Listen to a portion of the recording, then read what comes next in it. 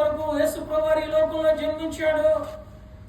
నీ జీవితంలో ఉన్న ప్రతి దుఃఖాన్ని తొలగించి నీకు సంతోషకరమైన వార్తను తెలియజేస్తా ఉన్నాడు. కీర్తన 33:1 వ్రాయబడింది, యెహోవా యందు ఆనందించి సంతోషగానము చేయడని. యేసుక్రీస్తు వారి యొక్క జన్మ సర్వ మానవాళికి సంతోషాన్ని ఇచ్చే వార్త.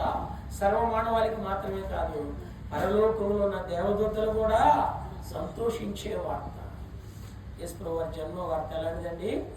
సంతోషకరమైన.